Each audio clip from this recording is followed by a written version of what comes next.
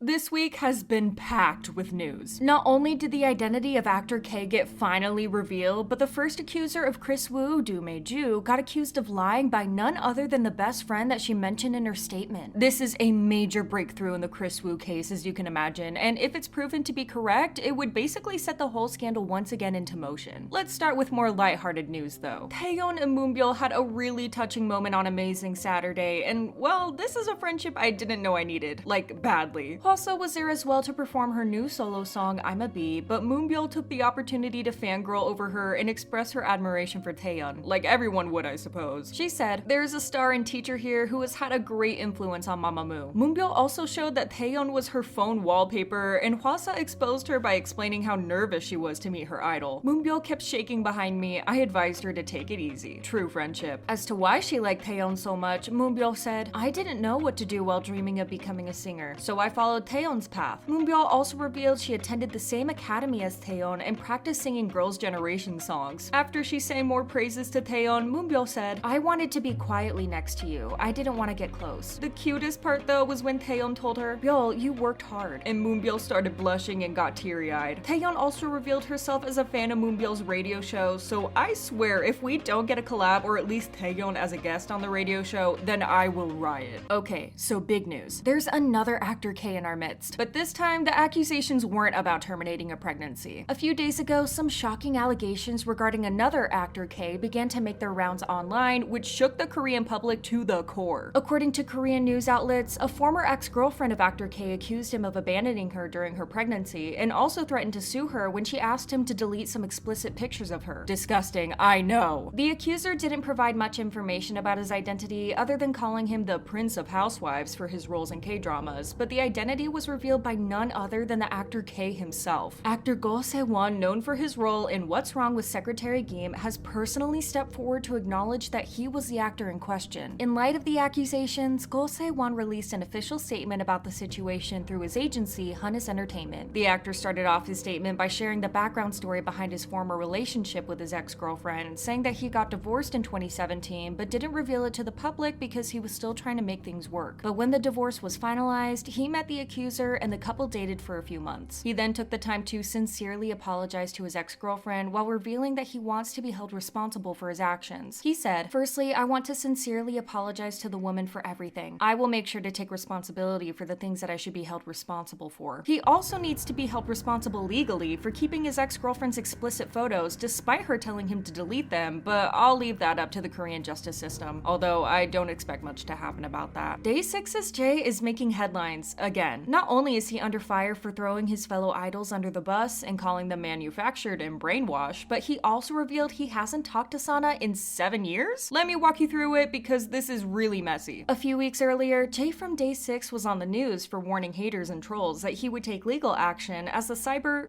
was affecting his mental health. He opened up on an Instagram live where his words made fans believe that he was leaving DAY6 once and for all, but later cleared it up that he was just ranting and that he was sorry for worrying the fans. He had been relatively quiet since then, but then he managed to get both My Days and Once Is Angry in a single podcast. Jae recently appeared on a podcast interview with Offline TV on November 26 as a Thanksgiving special, and it didn't go very well, let me tell you that. In the podcast, he spoke about toxic social media, his time in LA, and how things really worked in the K-pop industry in terms of age and language bias and cliques that formed around those categories. Right at the beginning of the episode, not even giving time for fans and listeners to settle in, he talked about how K-pop was made and how K-pop idols were brainwashed. Yeah, I'm confused too. After the host introduced him, he said, "When I first met you, I didn't know. I thought K-pop people were like manufactured in Korea from like a baby age." To which Jae replied, "Most of them are, but there's these very few specific ones that have been brought overseas to be remanufactured and re-brainwashed into the model that you see before you today. I think I've unwashed myself mostly. I was soul searching." Which is a very strange thing to say considering he's a part of the industry himself. If he wasn't in deep enough waters, he also talked about how a friend complimented DAY6 and said that they were authentic, but Jae cut him off to claim that they weren't. Jae said, "Sean just said, 'Yo, I dig DAY6's vibe. You guys really feel authentic to me,' which we're not. I mean, he could have just said thank you and not throw his fellow members under the of us, right? Not only that, but he also praised his label CEO, JYP. Jae mentioned that he adored JYP as both a musician and a person, and that he contacted him once at 3 a.m. when he was having a difficult time. He claimed that JYP told him, "Jae, your happiness is the most important thing." It wasn't the first time Jae has come to JYP's defense. When JYP was getting criticized for the way he managed GOT7, Jae said, "People get really upset, but they're not understanding that things that happen to groups are not on him. I'm sorry to break your dreams, but even he gets his own songs rejected at the company. So you're telling me that your idol didn't get promotions the way they should have? Or they didn't come back the way you wanted? That's probably not on him." It's kind of funny how ironic this statement is, considering Jae himself complained about the company not promoting his solo content not too long ago. The cherry on top is when he confused everyone by saying that he hadn't talked to Twice's Sana in 7 years. Jae said he asked his manager to get him an album signed by Twice, and when the host asked why he didn't ask the girl group directly since they were label mates, Jae said that he hadn't spoken to Twice's Sana in the 7 years he was at JYP. I mean, Sana once graded a trash can in Switzerland, so what did Jae have to do for her to not speak to him in 7 years? But once All K-Pop published an article talking about it, Jae replied, "Yo, it was a joke." So one mystery has been solved, I guess. The criticism that came with the statements was more than expected. People mostly dragged him for discrediting DAY6 by calling them inauthentic and for pushing the stereotype that K-pop idols are brainwashed robots. He was also criticized for his holier-than-thou act and pretending that he's not like these manufactured idols. It's more than okay for him to talk about his experience as an idol, but it's not fair of him to reinforce these generalizations to everyone in the industry, especially his bandmates. I just hope he rethinks all of his statements and realizes that what he said is beyond disrespectful and that fans are rightfully angered. Let's move on from Jae because I have updates about none other than Kris Wu. On November 23rd, the Cyberspace Administration of China shared that it had officially banned several celebrities from live streaming in China for illegal and unethical behavior. According to an official notice uploaded by the association, the blacklist was created to strengthen industry self-discipline. One of the 88 celebrities that has been banned is also Kris Wu, and I don't think I have to explain why. But how is Kris Wu supposed to be streaming when he remains in police custody awaiting prosecution decisions? That's a question I cannot answer because there is no answer to that. But there is new information coming to light about the accuser that started it all. According to an alleged ex-best friend of the accuser, and I emphasize alleged, not only did she lie about her age at the time she met Kris, but she also lied about her accusations too. The ex-best friend in question is Lee-en, who is the girl who Do Mae-ju lied about to make her accusations more credible. Then, according to her, Do Mae-ju ditched her and pretended not to know her, so in response, Lee-en exposed her lies in a series of screenshots. It's not clear whether the source is legitimate or not, so all we can do is wait and see and let the police investigate it. Aespa attracted a lot of attention for being the first K-pop girl group to perform at Macy's Thanksgiving Day Parade, but as always, people are at their necks for the dumbest reasons ever. On November 25th, Aespa made an appearance at the Macy's Thanksgiving Parade in New York and performed their latest song, Savage. This was an important milestone for Aespa, so this special performance has received a lot of attention from both fans and non-fans. However, controversy has erupted and you'll never guess the reason. They were criticized for being offensive towards Native Americans since the title of the song is Savage. A Twitter user said, "I'm begging someone to let Aespa know Savage is a slur for Native Americans because if they perform at the Thanksgiving Day Parade, they're done." They were also criticized for performing at the Thanksgiving Day Parade in the first place, considering the history of how Thanksgiving started. But it's obvious that Aespa used savage as a term for fierce and cool, and not as an offensive term towards anyone. Plus, the organizers of the parade had to approve all the songs they performed beforehand, so I doubt that they would let Aespa perform if it was offensive to anyone. I hope you liked today's video. Have a great day. Bye!